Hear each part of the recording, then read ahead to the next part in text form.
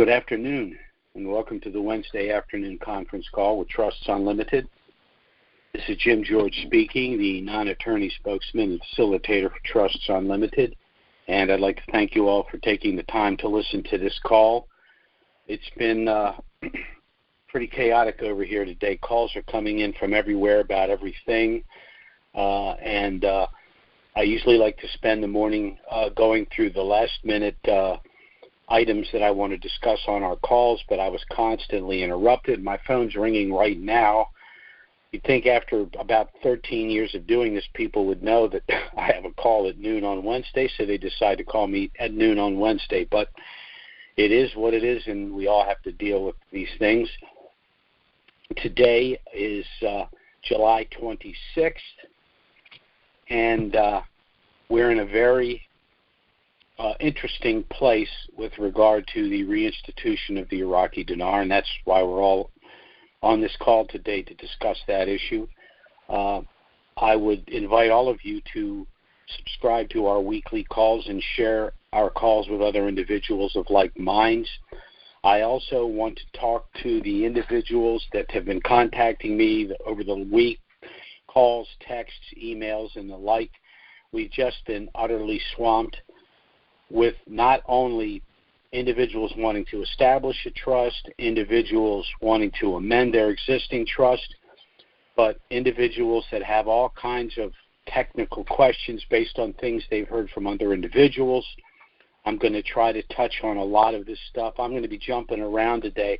I ordinarily put together a fairly organized call, and I have my bullet points, and I tick through them, but this thing looks like Skylab crashed on it, my desk. I've got little stickums everywhere and trying to remind me to mention this and to mention that. It's just, there's just too much going on a minute-to-minute basis to put, in my view, a coherent thing together. So I'm just going to do the best I can. So first, by way of disclaimer, Trusts Unlimited is not the purveyor of the dinar and these other pre-valued currencies.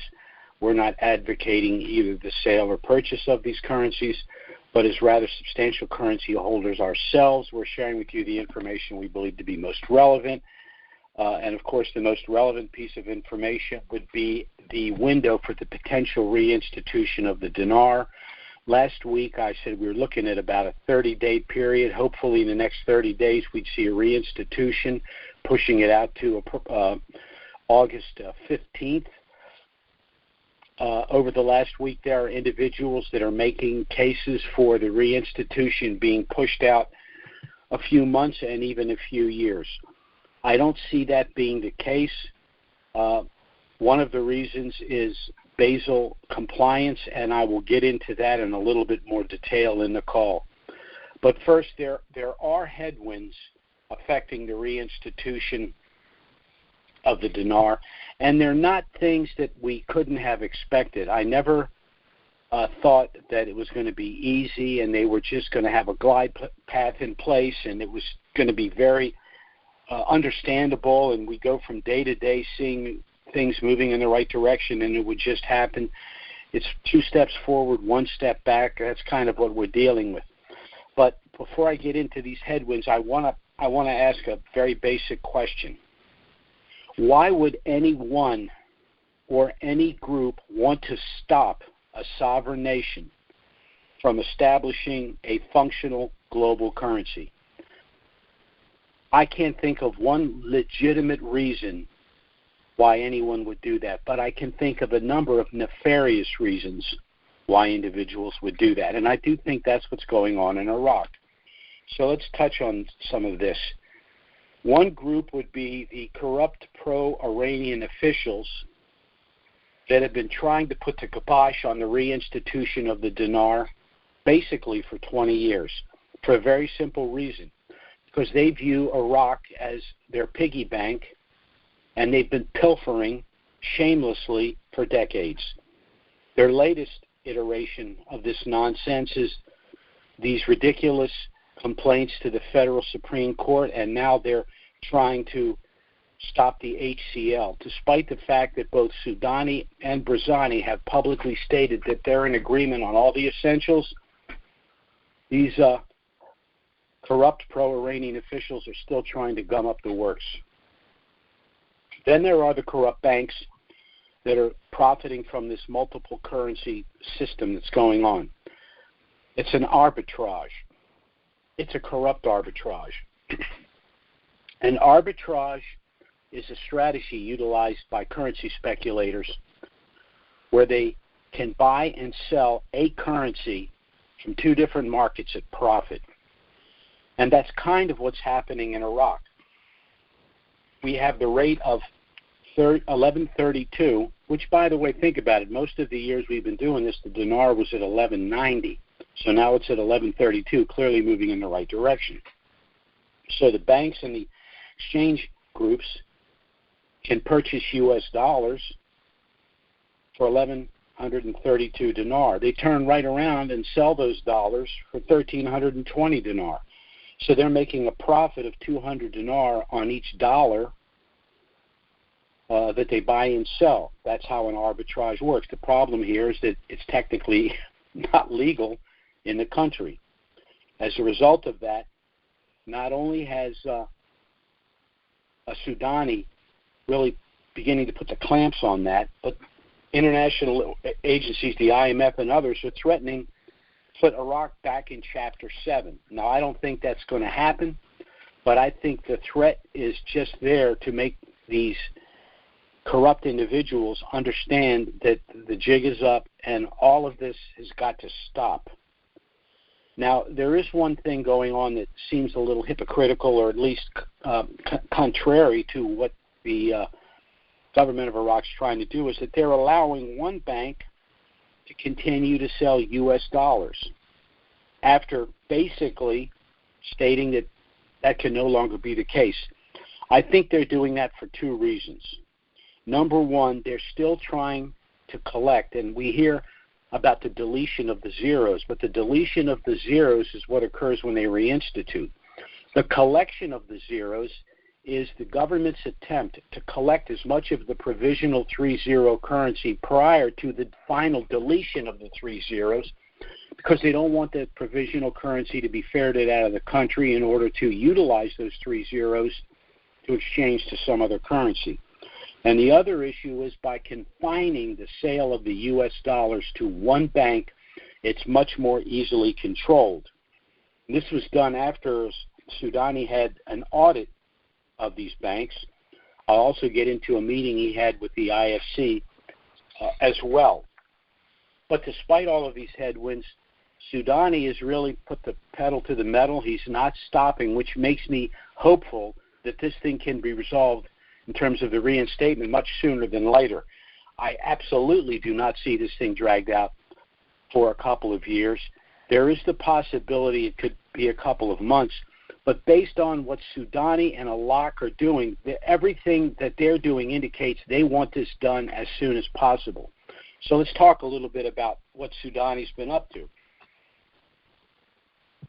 He's been negotiating and has negotiated a deal with the U.S. oil company to find and extract the oil in Iraq, consummated a deal with France for the refining of the oil. Ironically, despite the fact that Iraq is a major oil-producing nation, and despite the fact that Iraqi oil is some of the sweetest crude, meaning requires much less refining capability, they still have to send the oil out of the country to Iran in order to refine it.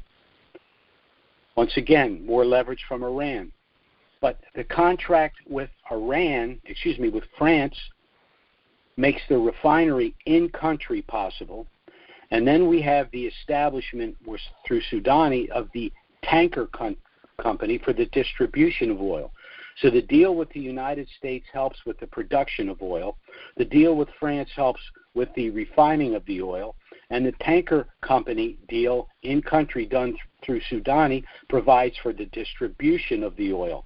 Distribution to two places, to the export sites for the oil to be transported out of the country, and for the highway system that's being created for the new 19 cities that they want to construct. And again, Soudani has had meetings with the IFC. The IFC is the International Financial Corporation, whose job it is tasked to help nations transition from centrally controlled economies to private sector economies. And lastly, negotiations with China for the Silk Road Initiative. Now, the Silk Road Initiative is the reinstitution of the old China trade route from the east to the west. But the gateway between the east and the west is Iraq, which is geopolitically located in a perfect location. So all of that points to Iraq becoming an international player. Now, unfortunately, what we've been witnessing in this country, due to our policies that go all the way back to 1913, is the demise of the U.S. dollar.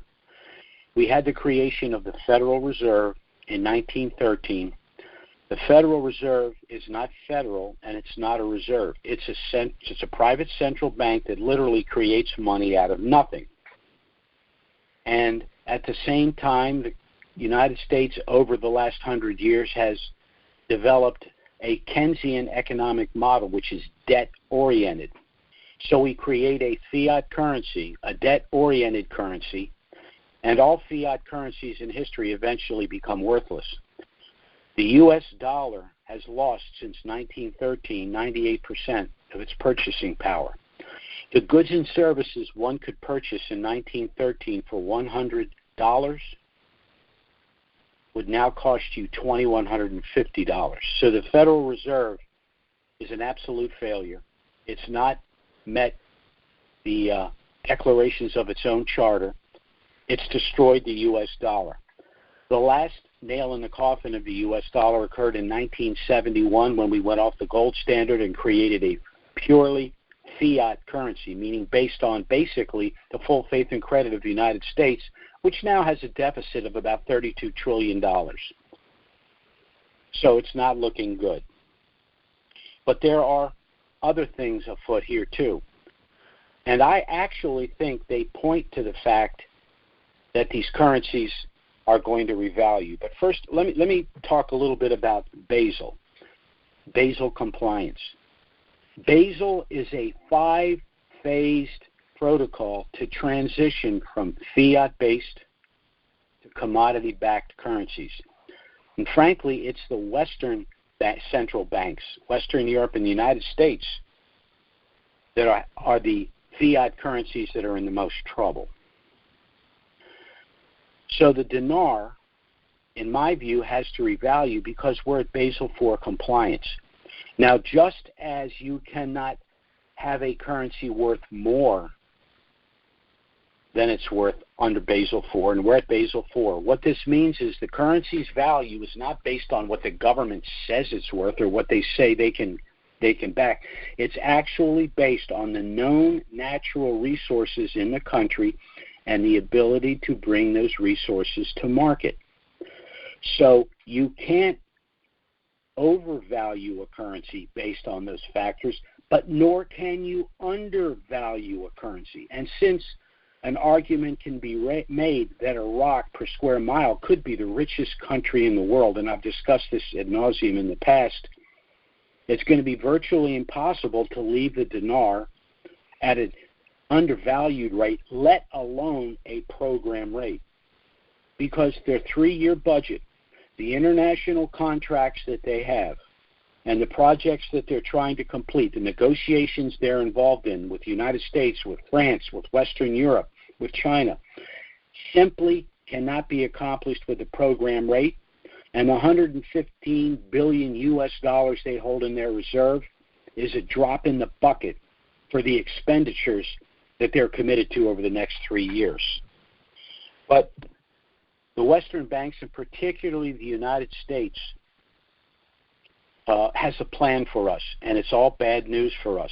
The only silver thread in this black cloud is that one of the reasons, in my opinion, that they're doing what I'm about to describe to you is because they know that these currencies are going to be revaluing, and they know that there's a lot of Americans are going to become very wealthy individuals in the not-too-distant future, and this along with the failure of the USD globally. It's just their last gasp, an attempt to put the clamps on us and to control us by controlling the currency.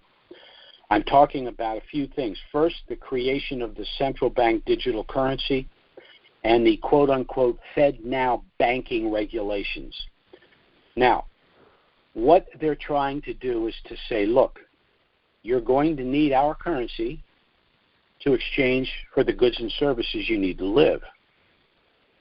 But what we're going to do is we are going to take full, complete control and possession of the currency, and we are going to tell you when and how you can spend that money. And the FedNow, which is being touted as such a wonderful thing, is just basically another control mechanism. Now, in my opinion, the central bank digital currency is blatantly unconstitutional. It's a violation of our Fourth Amendment right to privacy. Frankly, it's none of the federal government's damn business how and where we spend our money. Their argument is because it's ours and we let you use it, we get to know. That's not how it works. That's not what the Constitution says. And there might be a fight about this, but in the end, I don't think it's going to fly. The other thing that they've done is they're trying to centralize the banking system by basically saying, and as you will recall from some of the recent bank failures, Biden trotted out there and said, well, we're going to make all of the account holders whole. Well, he doesn't have the authority to do that. Under the FDIC, they're entitled to be protected up to $250,000, not $25 million. So what they've done is they've said the federal banks are going to be safe because you're always going to be made whole, but the regional banks, credit unions, and the like, well, you're just going to have to settle for whatever the FDIC can do. I think it's a power play. I don't think that's going to fly either. Denies us equal protection. It's the same money. It's in the same banking system in the same country. There shouldn't be a differential between who's protected and who's not. And the last thing, I've gotten a few calls about this, is theoretically, I haven't been able to look into this yet because I can't get off the damn phone, frankly, an IRS ruling on the taxation of property within an irrevocable trust. What they're basically saying, and they're talking basically about probate and stepped-up value. I don't want to go into a lot of detail, but let me explain it this way. By defining probate, what is probate? Probate is when a person passes away and assets titled to them have lost a chain of title. That gives the state jurisdiction to come in for the transition of those assets to the heirs. And, of course, they always take a big chunk out of it in terms of probate fees, court costs, state taxes, and all of that. Now, the way to circumvent all of that is by creating a trust. So when a person passes away, there is no break in the chain of title because the asset is entitled to the individual. It's titled to the trust, and instructions are embedded in the trust for the distribution of those assets. That's why with our trust, there is no probate, there is no federal estate tax, and then we have stepped-up basis and all of that. The IRS is not the Congress. They can't rescind a law, amend a law, or create a law. They can only enforce existing laws. So in my opinion, what the IRS is doing is kind of what the CDC did when COVID started. And they said, well, they mandated individuals had to be vaccinated. The CDC has no authority to do that. Of course, they tried to do it, and they got compliance to a certain degree because, unfortunately, for any number of reasons, people just didn't do their homework and said, okay. And, of course, now we know that that's all been kicked to the curb and it can't be done. And now all of the blowbacks. As a matter of fact, Robert Kennedy is popular with Republicans and Democrats because he was one of the loudest voices pumping the brakes and saying, what the hell are you doing here? You can't do this. Well, in my opinion, this is what's going on with the IRS. The IRS can't make new law. It can't ignore existing law. It cannot amend the law. It can only enforce the law.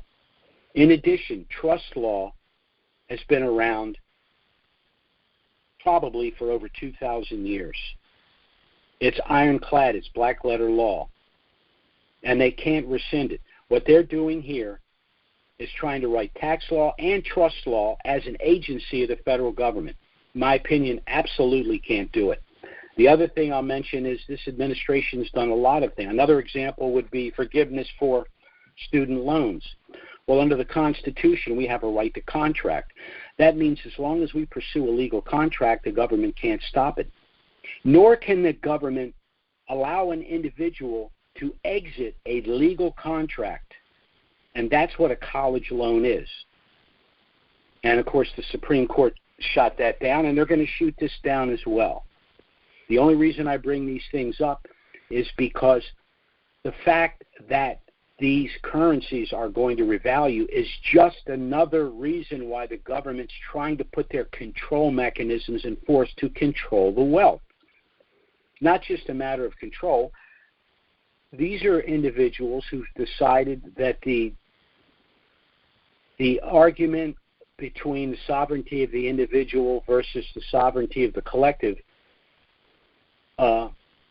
is one where they feel that the rights of the individual must always be subordinated to the rights of the collective, supposedly. So they fractionalize everyone into their various tribes. Everyone has their own grievance. And so who solves all of this problem? The federal government. Ignoring the fact that the Bill of Rights was designed, they're not laws. It's not a law that the government passed that said you can own a gun. It's the government saying your right to defend yourself is an inalienable right which the government cannot take from you because that's the sovereignty of the individual. Well, the same as the trust. The trust was created to preserve your sovereignty, to say I'm going to operate my life the way I want. Basically, all we're really saying is just leave us alone. But they can't do it. They can't do it. The other issue, of course, is there are approximately 10 million dinarians out there. Well, let's say the dinar comes back at $3. So we have 10 million people that have maybe on average 10 million dinars. So we have 10 million people that now have a net worth of $30 million. Are those 10 million people going to vote for larger government, higher taxes, more control, central bank digital currency? No. So they have to be stopped. So, in a sense, all of these things the government's trying to do points to the fact that they know what's coming. The strength of this country has always been the middle class, and that's exactly what the kleptocrats in Washington are targeting. And they've done it through regulation, taxation, and inflation. The printing of money. Print more money, money becomes less worthless.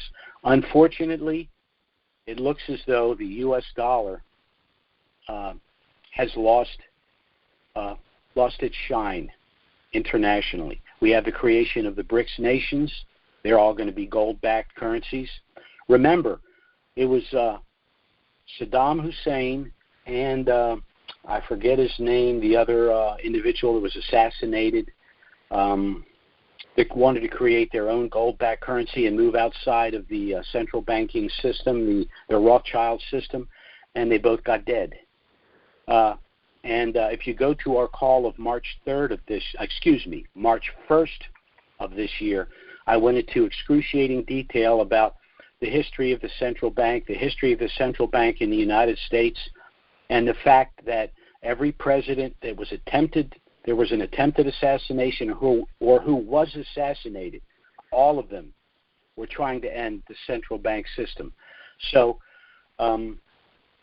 we find ourselves in an historic situation. With regard to the reinstatement of the Iraqi dinar, it's a perfect storm because we have the dinar, which is in a program rate from a very wealthy country, at the same time that we have the creation of the Basal protocol, where the globe is moving from fiat-based to commodity-backed currencies. So the dinar is the coin of the realm in one of the richest countries in the world, but happens to be at a program rate. So it's not going from a Basel IV compliant rate to an even higher rate. It's going from a program rate to a Basel IV compliant rate of one of the richest countries in the world. And that's why we're going to go from 13.20 to 3-to-1 with the U.S. dollar. And I think it's going to happen sooner rather than later. I understand the arguments why it could take months and possibly even years, but I have to weigh that against what Soudani and Alak and now Barzani is doing. And they're pushing forward. And the only leverage that the corrupt pro-Iranian officials have is complaints to the federal Supreme Court or trying to put a wedge between the Kurds and the government of Iraq or Barzani and Soudani, and I don't think they're going to be successful at that. So, as I said, I'm looking, hopefully, to see the reinstitution of the dinar on or by or on August 15th. That's about 3 weeks from now. Iraq, unfortunately, if we've been involved in this, there's always some X factor that comes along. The people that don't want this to happen are truly, truly committed. But I think the people are in place to push back, and hopefully this will be over soon, and then we can go to the banks. Now, when the dinar does reinstitute in country, our weekly calls will deal with the exchange process, investments, taxes, and all of those things. I myself probably will not be involved in all of that. I'm not a spring chicken. I've been involved in this for a while. I've got a very large family, and there's a lot of things I want to do for them, some charitable things I'm interested in. And so, like with most of you, I'm going to be moving on down the road and doing the things that I've frankly been dreaming about doing. But for those of you calling in for the first time, I want to tell you a little bit about our trust, very briefly, and why you should at least contact us to get our initial no-obligation package. By establishing this trust, and you need, if possible, to establish this trust before you acquire this wealth. First, by establishing this trust, you will preserve your privacy and your anonymity. The assets within this trust are sealed. So by assigning your currencies to the trust before they revalue, no one will know your actual net worth and your holdings.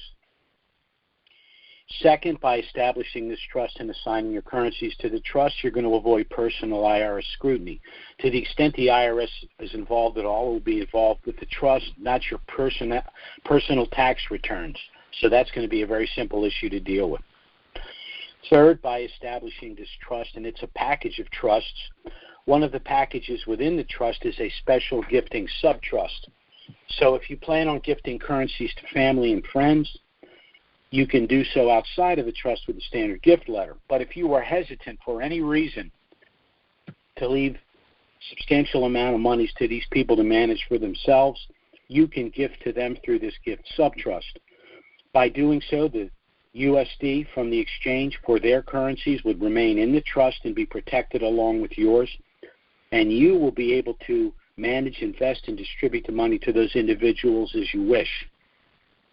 Fourth, the establishment of this trust will allow you to avoid the cost and delay of probate and the federal estate tax. And the federal estate tax can be as much as 65% of your estate in excess of $10 million.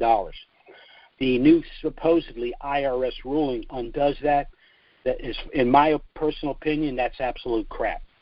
Even if they issue that, it's not constitutional. That's an act of Congress to change the law. The IRS cannot do that. The IRS can interpret existing law to some degree, but they can't, again, create law. And that's, according to this rumor, that's what they've done, and they simply don't have the authority to do so. And the fifth, this trust is structured in such a way as to make it virtually impossible for anyone to sue you unless they have an extremely strong case, very deep pockets, and a lot of time.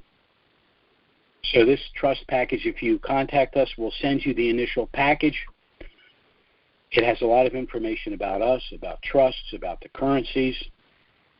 You can review the package, contact us if you have any questions. We'll be happy to assist you. There will, of course, be no consultation fee. And if you decide to proceed, everything you need is right there in the trust. Once that trust has been sent to you, you're going to execute you'll get instructions, you'll get the trust, and you'll get some supplemental documents. You just connect the dots. When you've done everything that's needed to be done, you should be able to do it in a day. The trust will be legally enforced. Your currencies will be assigned to the trust, and there's literally nothing to do until you go to the bank for the exchange. And then, of course, there is an exchange protocol that's one of the supplemental documents that reviews specifically what you take to the bank, what you don't take to the bank, what you tell them and what you don't tell them. This is all based on your rights, not anything the bank says they need or want. Now, you can go to our website, which is trusts with an S. Review anything that wants trusts with an S. UnlimitedLLC.com. That's trusts with an S. UnlimitedLLC.com. If you want to get our initial package, you can do that by email or by phone. Our email address is trusts with an S. UnlimitedLLC@gmail.com. And our phone service is 307-274-4122. I'm going to go ahead and take a few questions. I wasn't planning on taking questions. My phone's ringing off the hook as I'm talking to you right now. But I'm going to go ahead and take a few questions. Just let me get into the Q&A. Again, before I take any potential questions, you can contact us by email or phone. The email address is trusts with an S, unlimitedllc@gmail.com. And the phone service is 307-274-4122. We do have a few questions in here. Let's see. Our first caller is area code 347. That's 347. Go ahead. Yeah, this is Praveen from New York. I have a question. Can the U.S. Treasury stop the dinar from going on the Forex? The what? Who's tried to stop it? Can the U.S. Treasury stop the IQD from going on to the Forex? They probably could try. I don't think they would succeed. They might even be able to postpone it, but they couldn't stop it because there's United States.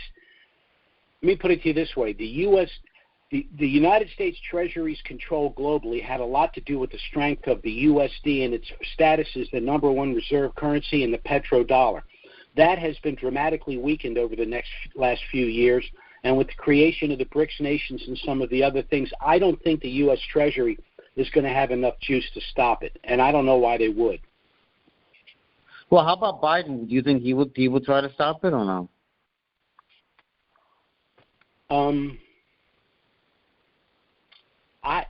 I don't even think Joe Biden is that stupid, but you never know. You never know. Okay. I don't know, and I will tell you something else. I think entirely too many Democrats have dinar, so I don't think they're going to do that. When they try to slip one in, it's when they can't be blamed for it. So I don't see that. Now I can see the Treasury wanting, for example, them to resolve the multiple currency situation. I can see those as being legitimate. But stopping it simply because they don't want to see it happen, I don't think they have the juice to do that. Okay, thank you. Sure. Our next caller is area code 619. That's 619. Go ahead. Hey, Jim. How you doing? Hey, Eddie. Hey, Jim. It's Eddie. How you doing? Okay. Good. Hey, quick question for you.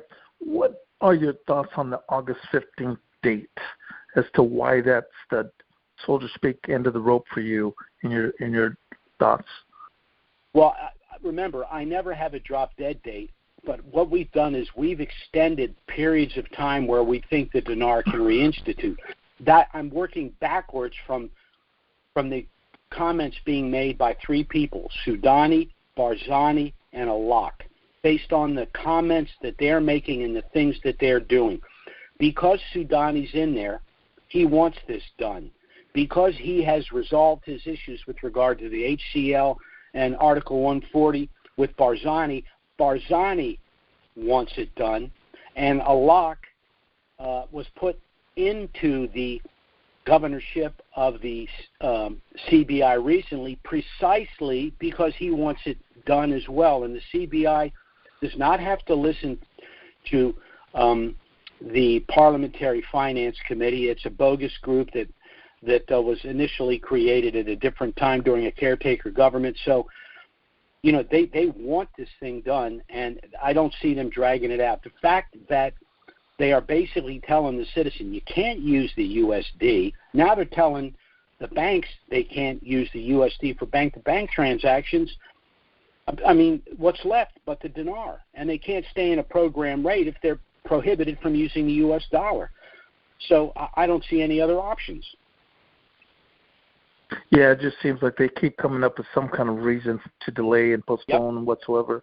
I always put that caveat in there. But if everything they're saying is, if they mean what they're saying, I don't see it going beyond that. Yeah. Do you think it's going to float, Jim, or do you think it'll just come out at a standard rate? This is my guess. My guess is that they're going to, between now and August 15th, get to 1-to-1 with the U.S. dollar. At what point it would go on the Forex at $1, at what time it would hit 322 relatively quickly, and possibly go as high as 485, which is the Basal IV compliant extrapolated rate. That's my best guess based on the information at hand. So can I ask you kind of a simple clarifying question to what you just shared? So It happened yesterday, okay? The dinar's 1-to-1, so 1 U.S. dollar to 1 dinar, and it's here in the U.S. If an individual decided to take a $25,000 note, minus any bank fees, they would get approximately $25,000. Is that what you're saying? No, because I think if it reinstitutes in country, I don't know that the banks would exchange it for the 1-to-1 if it's only 1-to-1 in country, and it's not on the Forex. Okay, so we have to wait till it gets to the Forex to be able to exchange anything here in the U.S. Unless we could leave the country and go somewhere else to exchange it. I could be wrong about that. Once again, in other words, a United States bank, if they exchange it at 1-to-1, then they're tasked with getting, where's that money coming from? Is the Treasury going to allow that when they'd have to go to Iraq to rather than the Forex? I guess it's possible, but my guess would be no, you couldn't do it. Okay, that's what I wanted to clarify. Thank you, Jim. You're always awesome as always. I appreciate you. I appreciate that. I could be wrong. That's my guess based on what would have to happen if it's only reinstituted in country. Sure. Hey, it's good enough for me. Thank you. Yes, sir. Okay, Eddie. Bye-bye. Our next caller is area code 805. That's 805. Good morning, Jim. I'm one of those people waiting to get a hold of you. Anyway, I need to modify one of my sub-trusts to that gifting trust. I've had my trust for quite a few years, and I need to figure out how in the world I can accomplish that. Okay. If you would just be kind enough, you don't give me your email, just give me your name. Sid Hoffman. Yes, okay. Okay, I've got you. What's going to happen is you will, in order to create the gift subtrust, there is a nominal paralegal fee to create it. I'm going to send you what you need. You're going to send a specific email back to us, which I will give to the paralegals, and we'll get this knocked out for you. Fantastic. Thank you very much. Appreciate it. Yes, sir. Take care now. Bye-bye. Thank you. You too. Our next caller, this is interesting, is Anonymous. All right, Anonymous. Hey, Jim. Thanks so much for taking my call. I really appreciate you opening up the Q&A lines today. You've previously talked about the desire to have this go in the beginning of a quarter because you want to make sure that you have the opportunity to compel the IRS to confirm some of those regulations that you've mentioned on previous calls, that the proceeds of the exchange would be capital gains tax deferred if they occurred within this trust. And so what I'm wondering is, let's say that you are able to get the IRS to confirm that your understanding of the IRS code is as it states. What we would do, let's say it revows the last day of the quarter and taxes would be due on the 15th of the next month. You would pay the tax. Unfortunately, what I would do, because remember there's a 100% penalty on any underpaid or unpaid tax, I pay the ordinary income tax and simultaneously file for a refund citing sections 988E2 of the Internal Revenue Code along with sections 643A and B. We already have that letter prepared so that when you file, you would also simultaneously ask for a refund. Unfortunately, it might require we exchange currency at a lower rate than we could get if we waited a few weeks. But we have to weigh that against a 100% penalty if we're wrong or the IRS just says we're wrong, and then we have to go to court for 5 years to straighten them out.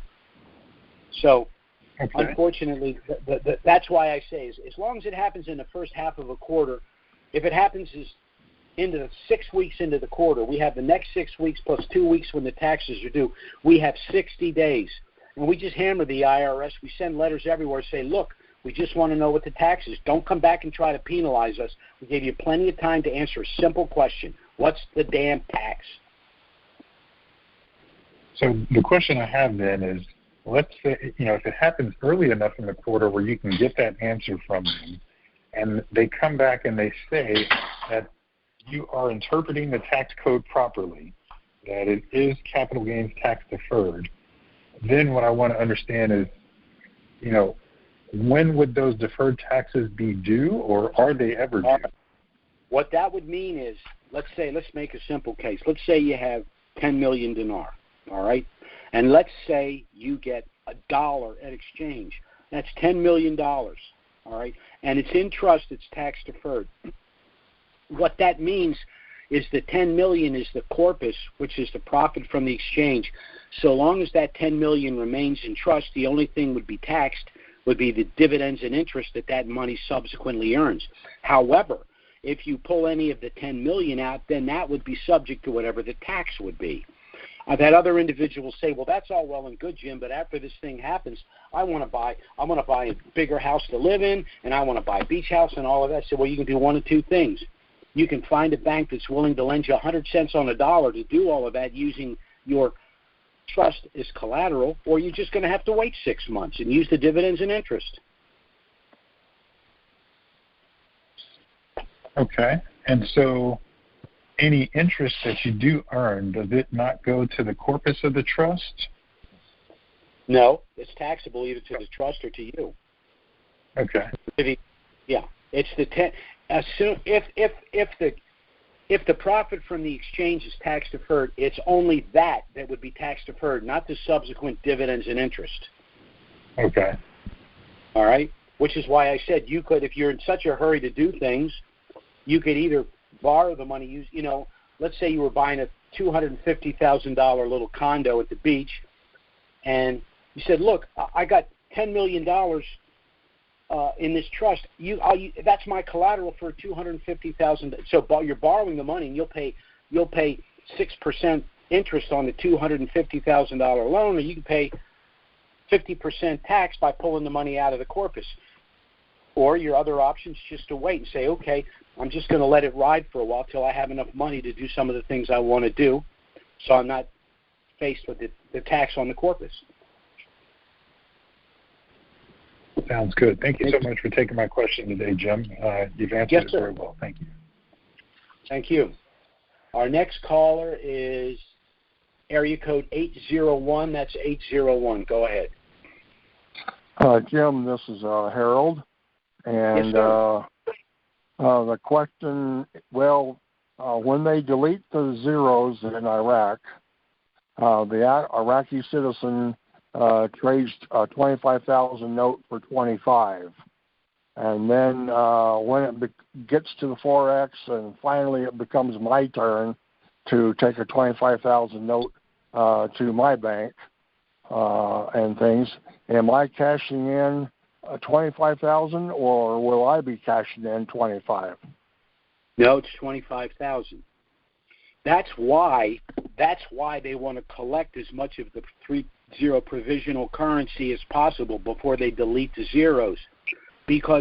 Not because you and I have the currency. They know the currency is being held by people internationally, but they want to make sure that people aren't ferreting the currency in country to then smuggle it out so that they can try to utilize the 3 zeros at the exchange. So there's two things. There's the collection of the provisional zero in country, and there's the deletion of the 3 zeros, which doesn't affect us. Oh, okay. Well, that brings me a great peace of mind, knowing that I get 25,000 for 25,000 rather than trading 25,000 for 25, because that would change my plans downward drastically. Would change all dramatically. Now, remember, there are kleptocrats out there running various central banks that are going to try at the 11th hour to deny us what we've been promised. I don't think they will succeed for a number of reasons, but they just don't want us to have it. And so, I say to my wife all the time, this is over when we're walking out of the bank with a deposit slip, and our next job is to get as much of that money as possible out of the bank. Yeah, so I think one of the important steps that you've described is to stay tuned with you as you negotiate what bank would be best for our group to work with and get a good rate and things like that. The only thing we're going to try to say is, look, we have X number of clients. The average client has X amount of dinar. What's the best transaction fee, and can you promise us to give us the best street rate if they come into your bank with our trust? That's all we can do. Now, I know darn well that probably half of our clients are going to run to the bank with their hair on fire to exchange at least some of their currency. And that's understandable. It is what it is. I may come back and say, you know what, the banks are basically all telling me the same thing, so I'm not going to try to nickel and dime and waste their time. I got currency too, and I want to move on too, so I'm going to go to the bank. I'm going to take what they give me. If I get $3 for my dinar, I'm going to leave the bank. And if someone calls me the next day and says, hey, Jim, now it's at $3.25, say, don't call me. I don't want to hear that. It's over. I'm not going to be emotionally involved. I spent a nickel. I made $1 million. I'm happy with it. I don't ever want to think about it again. I just want to think about how I want to best provide for myself, my family, and other organizations. Yeah, it might be a reasonable thought to cash in just a few chips only at the beginning, and then ride the tide and do the time. Be careful. 988E2 of the Internal Revenue Code says, if the profit from the exchange exceeds $200, you must pay the tax. That means that even if it's treated as cap gain, the tax isn't due when you exchange for profit. The tax is due when the currency appreciates. So here's how I think it would work. Let's say the reval happened on August 15th, one of the dates I'm talking about, and the quarter ends on the last day in September. All right? Whatever the currency's worth on the last day of September is the earmark for the profit that you made. And that's what the taxes will need to be paid on October 15th. So if you exchange, say, 10% of your currency to do things and think, well, I'll just pay the taxes on that. No. Taxes are due on all of it, not just what you exchanged.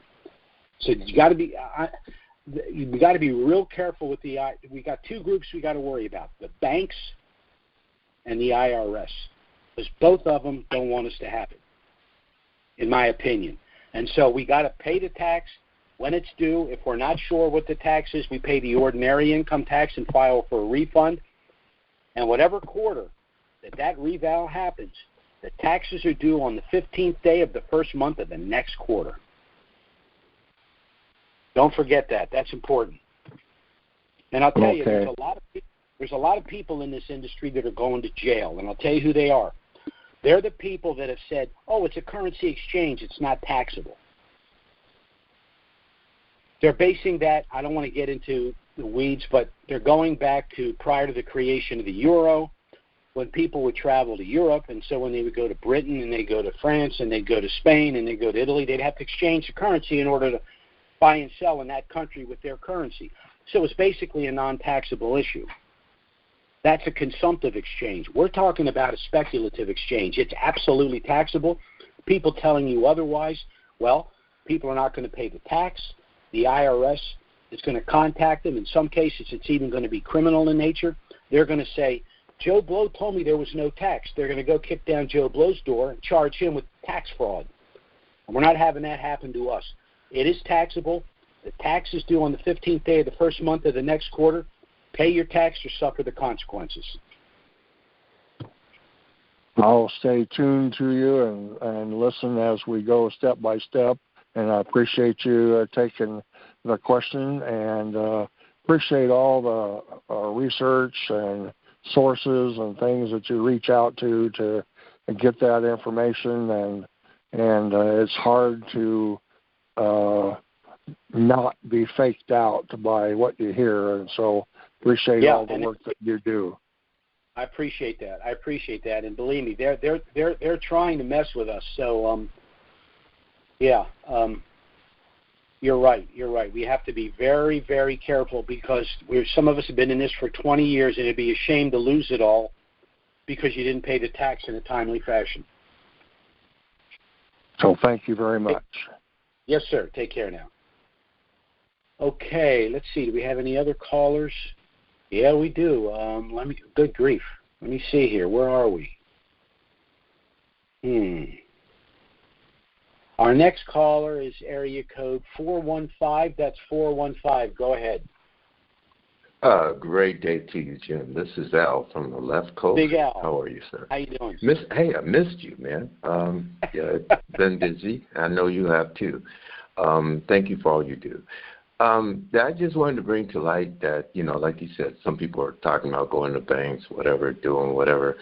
It just came across my table that Bank of America is like past on the blink, perhaps maybe getting ready to shut down. So if you could share some insight about maybe doing some research on some of these banks before they shut down, because it'd be an atrocity to put your money in the bank and then all of a sudden they're defunct. I have someone working on that, and we have several clients that actually are rather high up in several banks, and they've been the canary in the coal mine for a number of years. So we're watching that, and that's one of the reasons why I've been talking about the fact they're trying to centralize the federal banks and make the local because myself, to the extent that I have any money in a bank, I want it to be in a regional bank or a credit union. I do not want it in a large bank. I have to go to a large bank to do the exchange. They have these systems that'll do it, and the government will allow for them to do it. But I don't want my money in the bank. Bank to me is there for two reasons: liquidity and convenience. I don't want them investing my money. I don't want to utilize their trust. I don't want anything to, frankly, I don't want anything to do with them myself. Okay, it's an extension of the federal government, and the least entanglement I have with them, the better. I want to make this. And I've said this before. I'll take less money to if I had to leave my money in the bank to get a slightly higher rate, I wouldn't do it. I'd say no. I want less money because I want control of it. I don't want to have to come to you for permission to do what I want to do because it's my damn money. That's the way I look at it. I agree.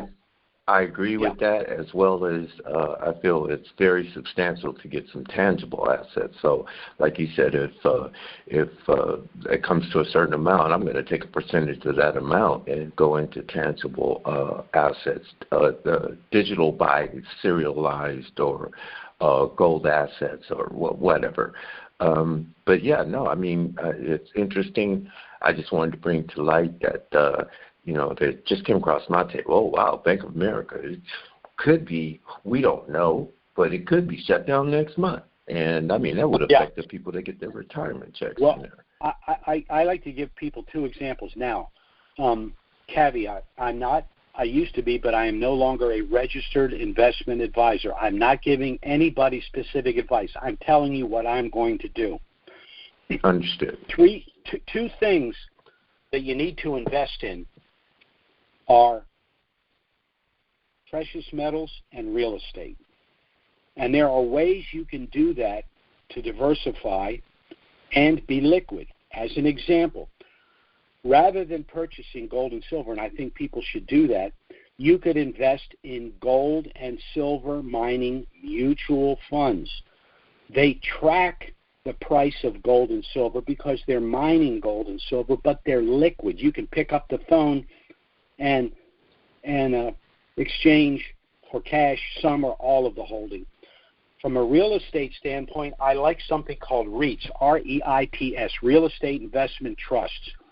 For example, you can invest in a real estate investment trust that invests in storage units. And baby boomers are tending to downscale, and a lot of them put stuff in storage units. Well, these storage units, they invest like a portfolio in a series of storage units. They're paying 6, 7, 8% annual dividend, but it's liquid. Once again, you can sell your shares, but you're still invested in something that's real estate. So there are other things people can do, even with modest amounts of money, to take advantage of certain tangible assets without having your money locked up. That's just one example, but that's a post-RV issue. But like I say, we have to negotiate our exchange.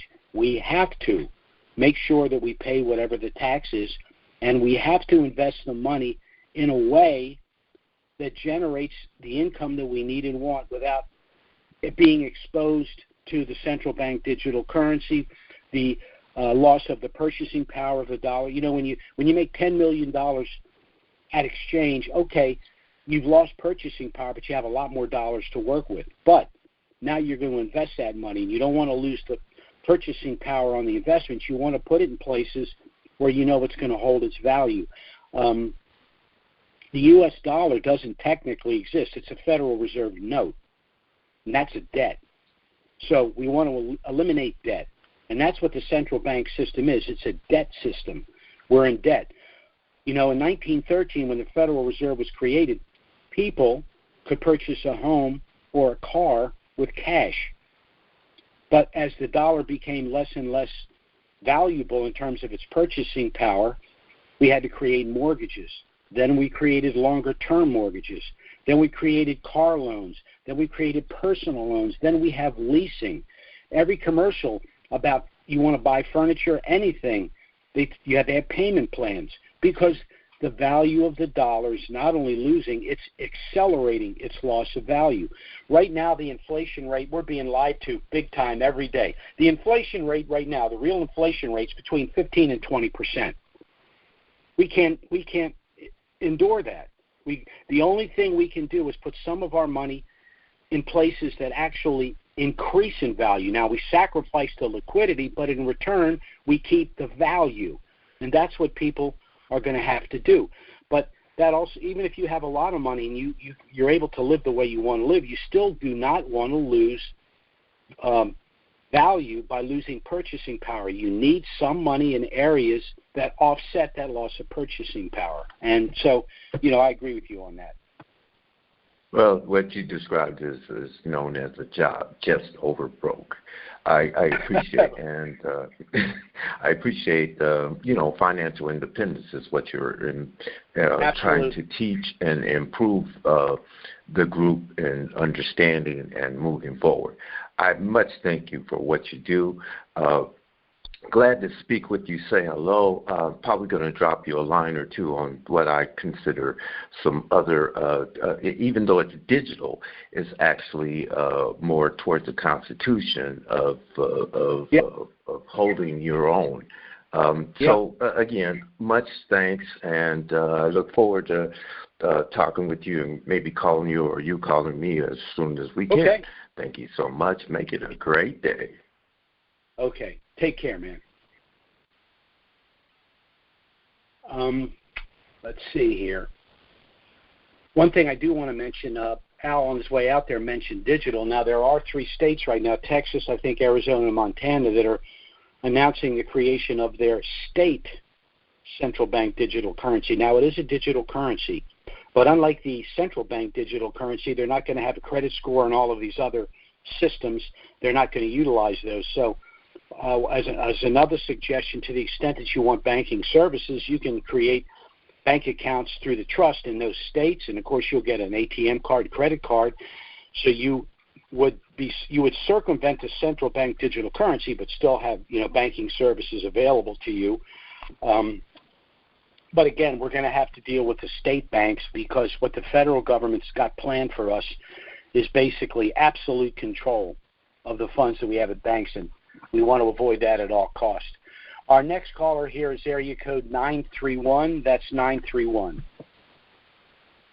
Jim, good afternoon. It's been a while since I talked with you. This is Manny from Tennessee. Yes, sir. You're right down the street. How you doing?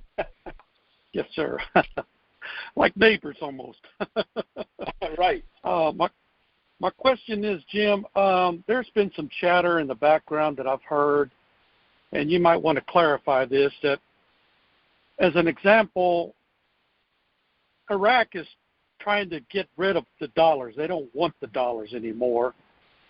So when this revalues, and they're obviously going to want to trade with us for our dinars, how are they going to be able to pay back to us in dollars if they've got rid of all their dollars to pay us back in? Well, they're trying to eliminate the utilization of the dollar in the private sector, but they hold 150 billion USD in reserve currency, and they probably still will hold that. Now, what my understanding of what's going to happen is, we go to the bank to do our exchange. They give us, just for simplicity, they give us $3 for our dinar. We give them the dinar. They then, the Treasury Department, can utilize those dinar, which of course will be retired. They will not go into the money supply of Iraq. But those dinar, to be retired, will either be purchasing oil from Iraq, or we will have contract. There's things that will be worked out between the U.S. Treasury, United States government, and Iraq for the dinar we hold. The other thing that can happen is the U.S. may decide, and of course if we audit the Fed, this is even more likelihood. The Fed Reserve needs to be audited. We need to know what the hell they've been up to for the last 110 years. And in addition, we need to know exactly what our gold reserves are, because we're getting squirrely answers for all of this. There have been 2 or 3 occasions when the Congress tried to force an audit of the Federal Reserve, and it was always shot down.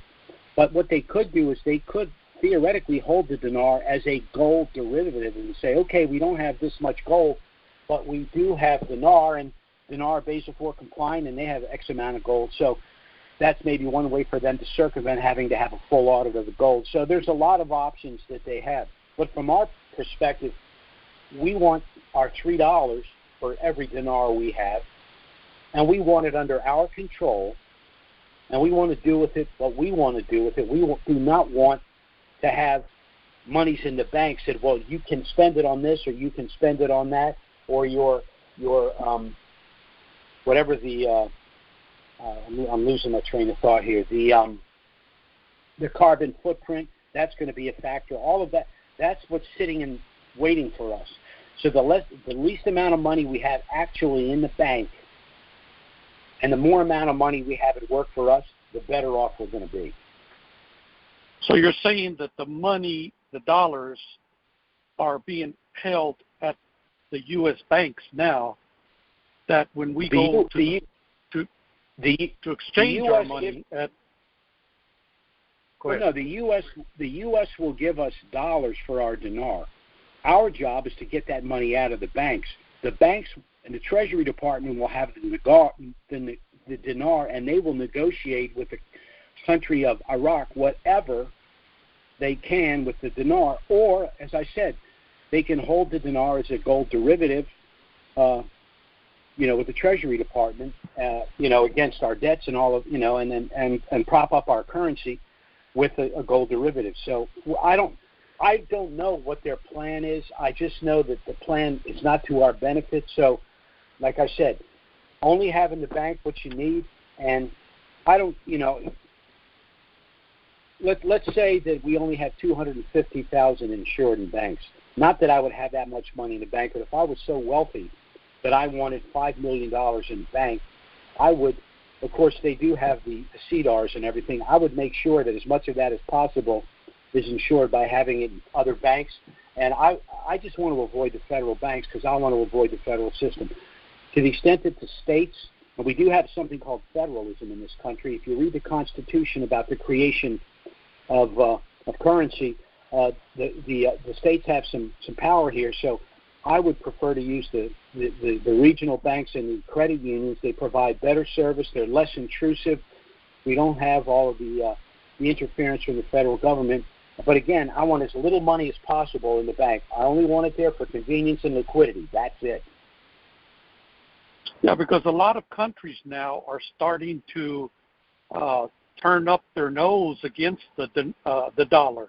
They don't want the dollar anymore, and the BRICS are creating that with the the BRIC nations getting together and forming their own currency to go against the dollar. So we do definitely have a 911 coming on strong on the dollar in the near future.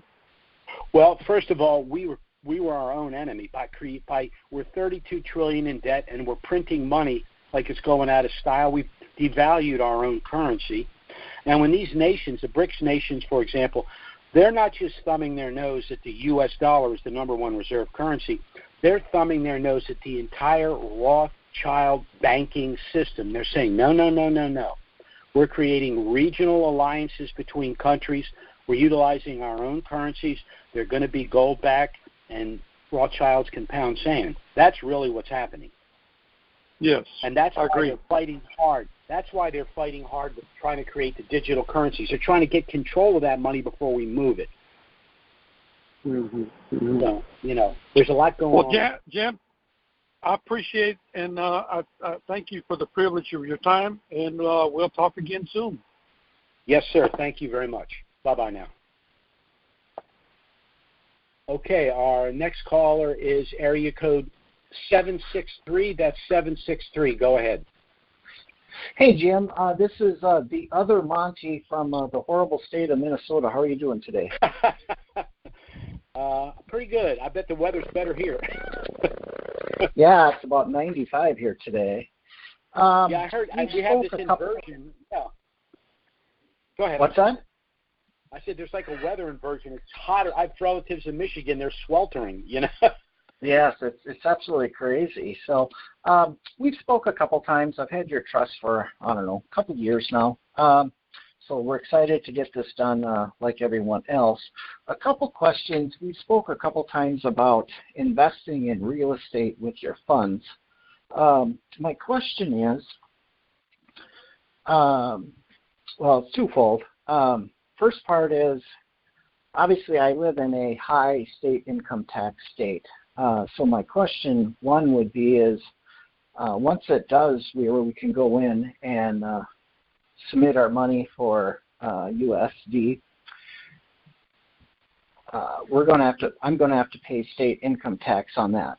So my question is, if I submit enough just to get me by for, say, a year, something like that, and I move to another state, would I still be liable for the Minnesota? I've heard a couple stories of you have to move away for 6 months beforehand. Can you comment on any of that? Well, first, let me interrupt you. Are you suggesting you're not going to exchange all of your currency? Yeah, that would be the game plan, to get out of state income tax and move to a state. Well, forget the state income tax. You've got a federal estate liability. Let's Correct. say let's say they call this ordinary income. You're looking at 39.6% marginal tax bracket. 5% millionaire surtax puts you at 44.5%. 100% penalty on whatever you didn't exchange in a timely fashion puts you at basically 90%. Oh. So you're not going to have to pay state taxes because you're wiped out. Okay. Okay. So that's why I say you've got to pay your taxes. Hopefully, we can ascertain what the tax is so we know how much currency we have to exchange. But if we don't have that luxury. We're going to get hurt. We're going to take a loss. We're going to have to pay the ordinary income tax, file for a refund citing 988E2, Section 643A and B, and you're going to have to pay state taxes. Some of the quote-unquote competition out there is telling people, we had some people out there try to create a Wyoming trust, and they said, look, create a Wyoming trust, change your address to Wyoming for the trust, and then you don't have to pay state taxes. Well, there are 8 states that it doesn't matter where the income-producing asset is. If you are a resident of that state, you have to pay the state income tax. California, Minnesota, Massachusetts, New York, Maryland, Illinois, whatever those 8 states are. So that's another bunch of people that are going to end up in jail. You're going to have to pay the tax. If you're a resident of that state, when this thing revals, you're going to have to pay the state tax. No matter what. Is there any way you could unless you move out of the state before it happens? Yeah, before it happens, 6 months. Is it true the 6 months or not? That depends. It differs from state to state. California tried some really crazy stuff, and the Supreme Court laughed at it. I don't know if it got as far as I can't remember what court it was. It might. I can't remember what court it was, but they said that's absurd. You can't follow someone to pay a tax when they're not a resident. I mean, I don't think it'll fly. But once again, we don't want. When this happens, time becomes the precious commodity. We don't want to spend 10 years in court, even if we can afford the legal fees.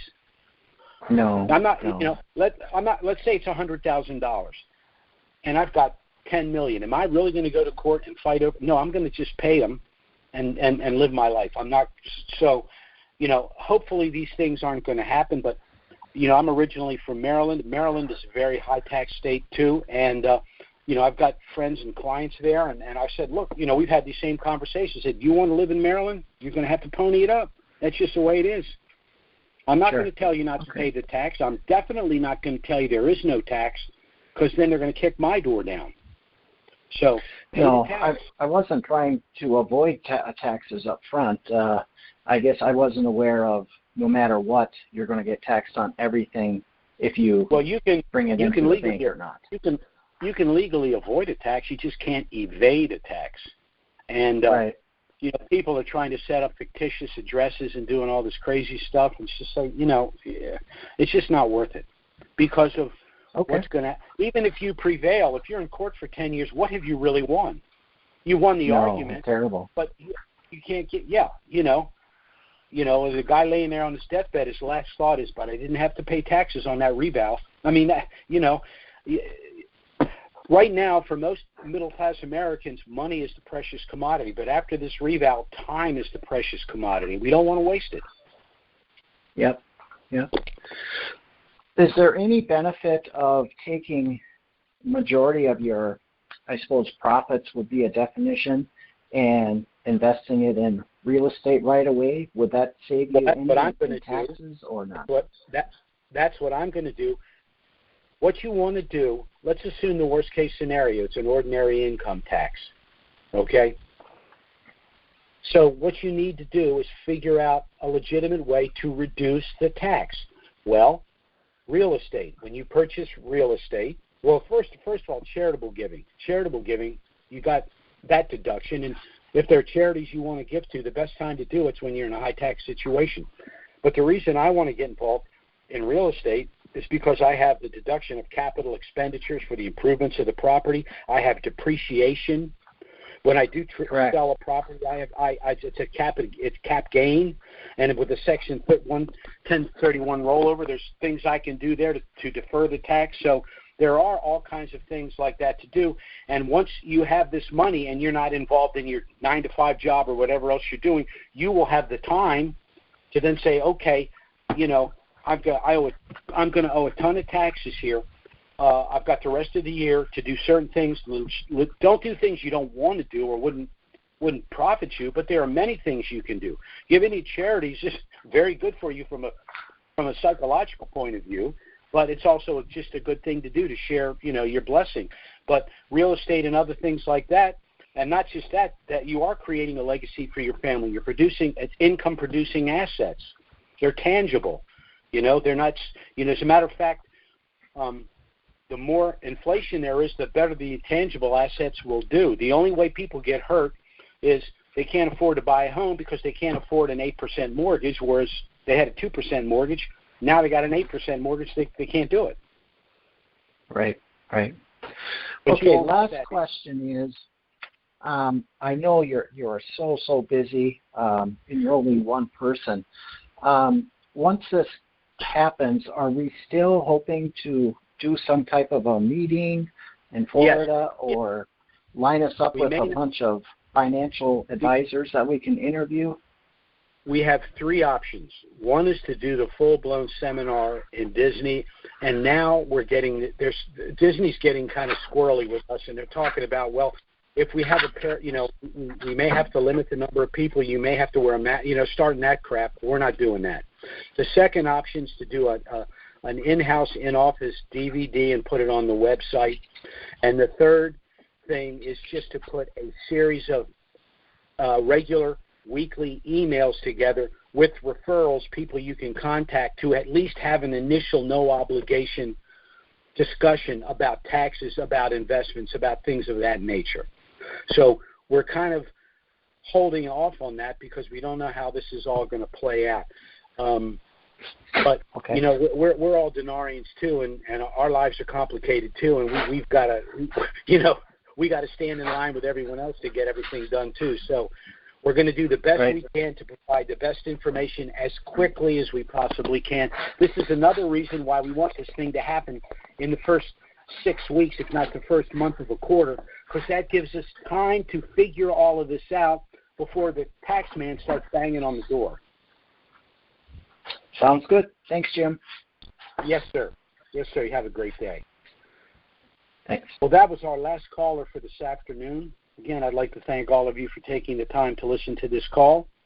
If you're interested in the things we've discussed, I strongly suggest you contact us by email or phone to get our initial no-obligation package. It has everything you need if you wish to proceed, but again, you're under no obligation. You can review the package, contact us if you have any questions. We'll be happy to assist you. Our email is trusts with an S, unlimited LLC @gmail.com, and our phone service is 307-274-4122. If you have contacted us this week and you haven't heard back from me, you will by the end of the week. I'm moving as quickly as I can to satisfy all contacts, and I hope to at least catch up with everyone by Friday, but I will be on the phone nonstop. Our next call, of course, is scheduled for next Wednesday. Certainly, if something of dramatic nature were to happen, we'll try to get out an emergency email and schedule an emergency conference call. But failing that, we'll be back next Wednesday, noon Eastern, 9 a.m. Pacific. Thanks so much for listening, everyone, and have a great week. Bye-bye now.